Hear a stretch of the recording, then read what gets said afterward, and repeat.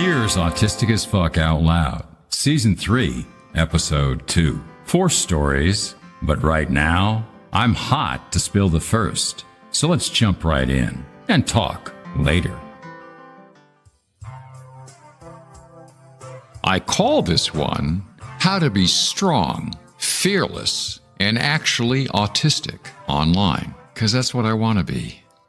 Hey, do you feel safe on social media? Openly autistic? Hate speech, bigotry, cyberbullies. Then, facing your inbox, scams, creepy strangers contacting you. For what? So we can kayak the white waters of stone-cold, ableist judgment and its kissing cousin, humbug condescension. 'Cause folks just want to help. It doesn't have to be this way. We can build our own village. Folks we like to hang with and who like to hang with us. Choosing to not please everybody is a fearless act, and it hasn't shrunk my world. I'm in a great Facebook conversation with an autistic Trump supporter who's making me think.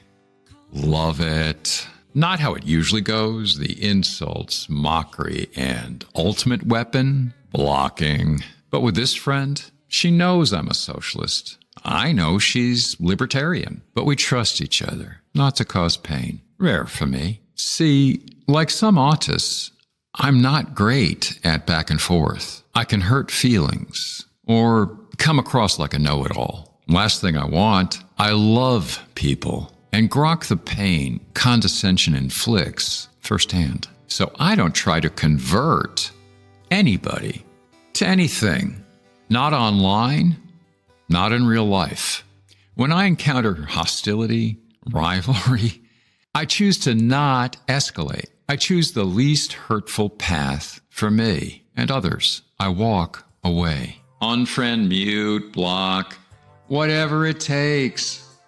And put my energy into finding friends. No law demands we please 8 billion people or prove anything, meet any standard, represent any movement, agree with anyone, not even another autist. Remember being a kid, pressured to make friends with everybody? We don't have to do that, not anymore. We can enjoy social media any which way we freaking please with people who please us. 'Cause that perfect meme everybody likes and shares, not going to change the planet. Maybe honest friendship will. Season 3's mission? To boldly explore living authentically autistic out loud. That first story? Living fearless online? Carving out a safe space to be our true autistic selves. A big part of that quest. If you're autistic, love one, work with some, or just can't figure out if you are one. Story 3 tackles maintaining career and home life as vital adult skills appear and disappear. The wild ride of autistic variable ability. And we end with a quickie on how and why Hollywood taught us precisely the wrong values to live a real autistic life. But right now, I don't want to talk challenges, problems. I want to talk joy, autistic joy, and 4 ways I rediscovered mine. I'm Johnny Profane, an autistic elder, 70. Want to know how I rediscovered my autistic joy? Most powerful thing I've ever done to better my autistic life. In the end, it meant doing more of so many things parents, teachers, pastors, pros told me I must never do. Now, I examine forbidden things first. Who made the rule? Who benefits? Who am I hurting if I break it? A long path, slow at first. Faster and faster, the more joy I experience. Looking back, the concept, easy. The practice, hard, at first. I hunted for joyful memories. What was I doing? Where was I? How old? Who was there? I have a cinematic memory. I relive scenes in the moment to remember. Actors, images, setting, buildings and furniture. The light, what I wore, the soundtrack, the dialogue, what I felt like in mind and body. Facial expressions, gestures. Most were early, before 10, and they centered around nature, my hobbies, interests, and being alone. I've made some important principles for myself. Reducing sensory input to natural levels, daily nature baths, light activity in wild surroundings, ferociously rediscovering my childhood interests, structuring most of my time around solitude without shame. But hard as I've worked for 6 years to make my life work, enjoy, the topic sentence came to me just this morning. Figures, I'm like that, a slow learner of new thoughts. The greatest pleasures in my life, the only things that get me out of bed in the morning, uninterrupted moments with no anxiety, silence, and focused attention on something, anything that grabs my interest. Every tiniest step to reduce anxiety, whether caused by senses, decision-making, social interaction, every excuse for more silence. Every time I prioritize my special interests over everything else, my autistic joy grows. Not been easy to unlearn this much, to listen to my own voice more than experts, accepting that my own goals have little to do with consumer society, that there is no shame in solitude. Hard work, but has it ever been worth it? Autistic joy. I opened a door that I cannot close to a path I can never turn my back on. My hope for you, you find yours. Next up, what's autistic variable ability feel like? My skills, energy, focus, interest materialize and vanish at whim like ghosts. How's that feel? Do I have stories from classroom, office, home, and we'll dive right in, right after this quick word from our sponsor, 'cause I got bills to pay. Did you know most folks check out 5 episodes of Autistic as Fuck Out Loud? If you found something valuable, a tip, further reading, or that shock when you realize you're not alone, you can help with my work. I offer all my autism info for free, but expenses run about $175 a month. A few bucks make a big difference. Click support on most podcasts, or the links to PayPal and Ko-fi in the transcript. Every dime goes towards this podcast. I call this one my adult autistic superpowers. Vanish, like Schrödinger's weird cat. 'Cause they do, and then they don't, and then they do, and then you get the idea. Phone's ringing. I roll over, crack one eye, peek out a window into glaring sun. Noon? Phone's still ringing. Woke me up, but I can't face it. One of those days. Autistic burnout. Been in bed 18 hours. So far. It's 1988. I wait for the answering machine to do its thing. Sigh, push the button, then... What's the fucking deal? Screaming on the other end. I'm writing copy for a catalog. Dave, the guy leaving the message, trying to sell new age crystal jewelry to folks who already have too much money on their hands. And at the moment, he's not feeling that universal harmony vibe. What's the holdup? We gotta go to press. No more excuses, Nap. We gotta go to press. Quick breath, then motors on. You came highly recommended. Prize-winning copy, my ass. You want a bender? Drugs? One final hiss. Call me now. Then bangs the phone down in my ear. I'm 2 weeks late delivering copy. Got a hefty advance, so I got no excuse. My solution? I yank the plug out of the machine, roll back over, never call him back. Not booze, not drugs, just a little old autistic variability. See, I got this problem with commitment. I can never predict when or if I'll get any project, any promise done, because I never got a clue what I can do when. Ever hear of Schrödinger's cat, that physics thought experiment? There's this cat in a box, and you can't tell if it's alive, not without peeking. Something about quantum particles popping in and out of existence. I hard relate with that cat. This character, you know, Johnny Profane AU, what I like to call my functional better half, phases in and out of existence. You know, like quantum shit. So call me Schrödinger's autist? That's a mouthful. Is the cat alive in the box? Am I? Never know for sure at any particular moment. Pros call it autistic variable ability. So bland, so clinical, so professionally obtuse. What's variable ability feel like? My skills, energy, focused interest, they materialize and vanish at whim like ghosts, yanking my autistic life up, down, sideways, a crazed puppet master jerking my strings. How's that feel? From this side of the box? Inside? Frightening, crazy-making, maddening, unfair. Like a brown, specifically not too good, acid trip that just won't end, no matter how many shots they give you.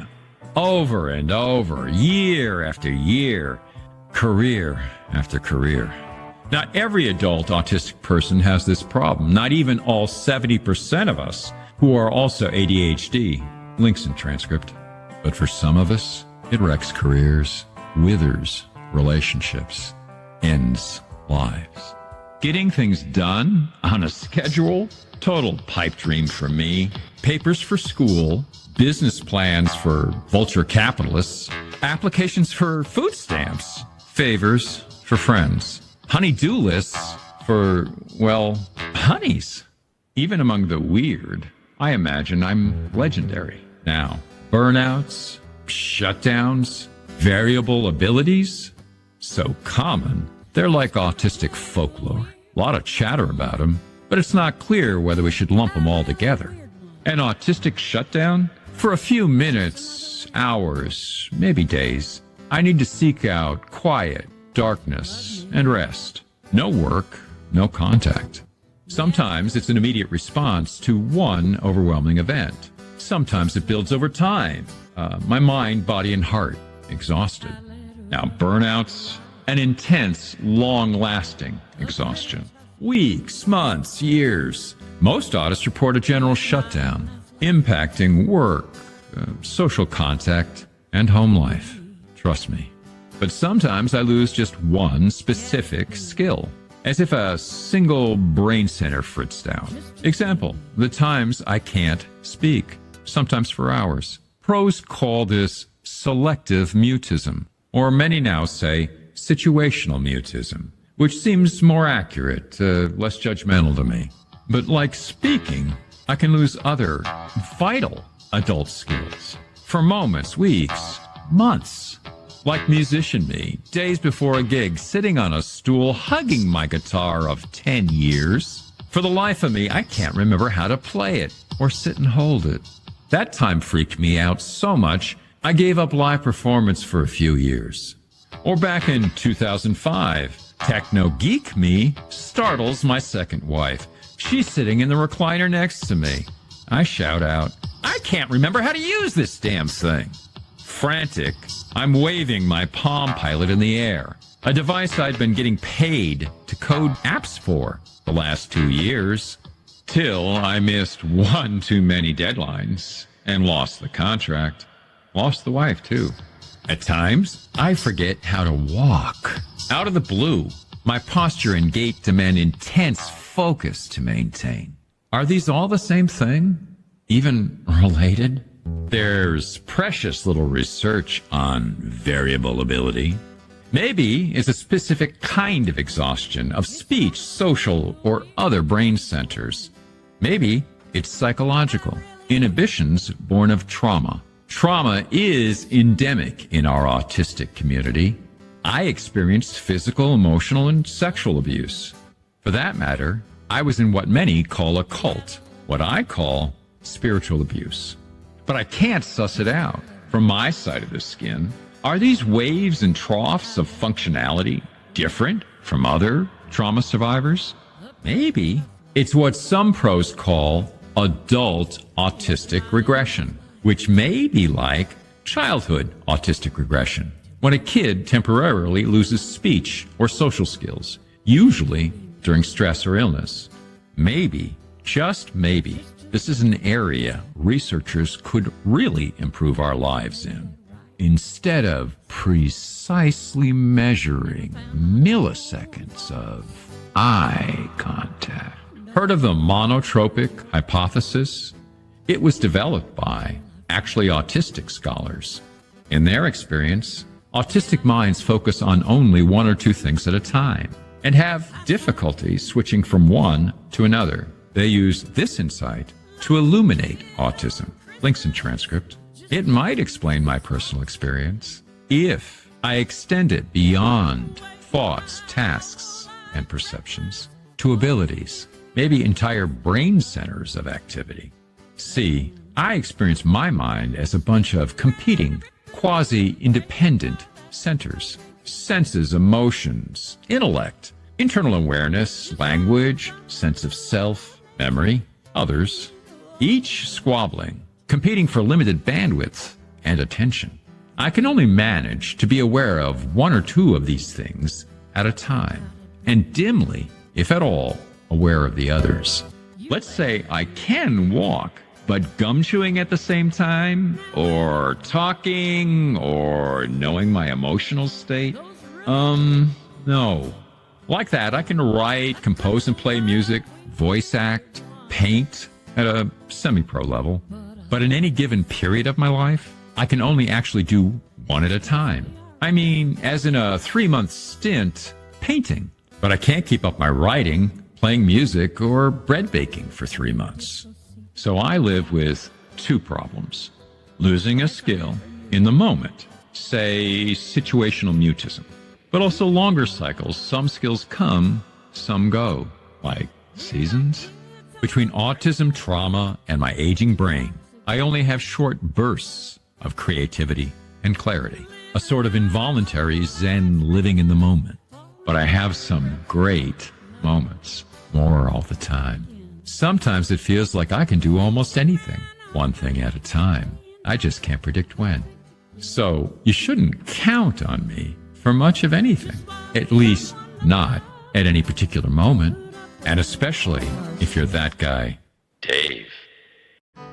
Okay, a last quick one for the road. Next episode, more autistic joy, creating authentic autistic education, and a winking emoji look at social norms from my cockeyed autistic perspective. But right now, I want to talk movies. Just a few minutes, but some hidden surprises. I don't know about you, but I majored in escaping reality in my formative years. So, my role models? Heroes in comics, books, TV, movies. Problem is, pop culture sells unrealistic fantasies as sacred duties. Nothing that screens ever showed me prepared me for an autistic life.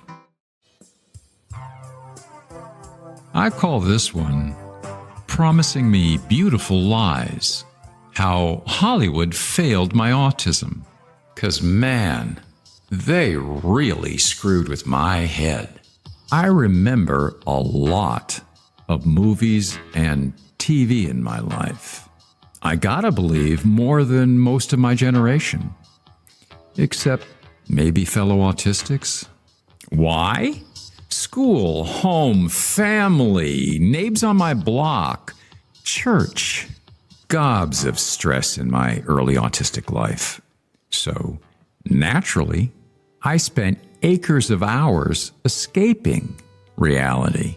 Either nose planted in book, or eyes glazed on screen.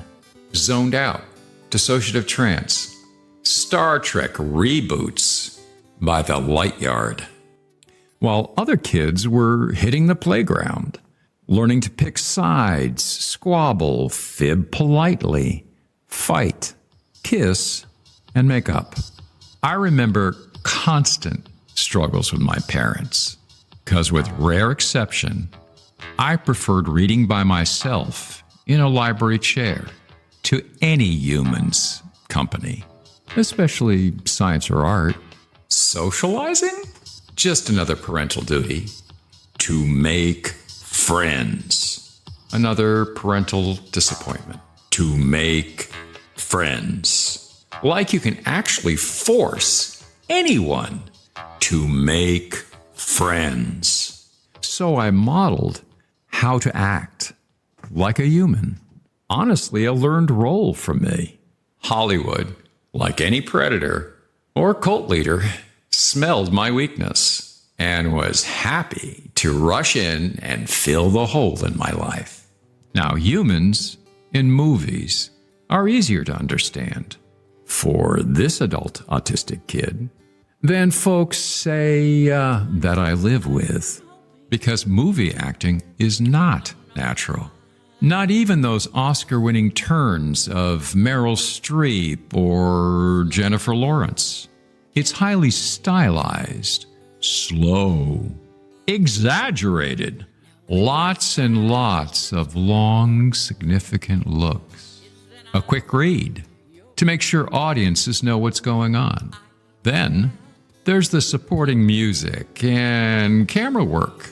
They telegraph what I should feel and how to interpret actors' motivations.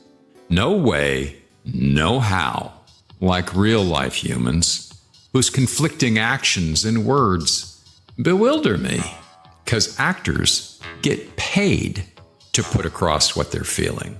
But flesh and blood humans sweat blood to keep their hearts and agendas from me. And you know, a dark theater is a pretty safe place for strong emotions, surrounded by the comforting presence of humans who can't see me, but share the same experience with me, for once. So what's the problem? Hollywood sells flattering lies, spinning unrealistic fantasies of wealth, power, and breaking taboos. Ordered up by Madison Avenue ad agencies. They tell us we can have it all. Riches, romance, effortless witty comebacks to keep us yearning for unattainable ideals and buying gizmos to fill that hole. Nary a whisper on how to slug it out at the office. Tougher yet, the family dinner table. Nothing that screens ever showed me, not fucking reality TV, prepared me for life. Not an autistic life, especially not a human, slowly turning toward the camera and telling me exactly what's on their mind.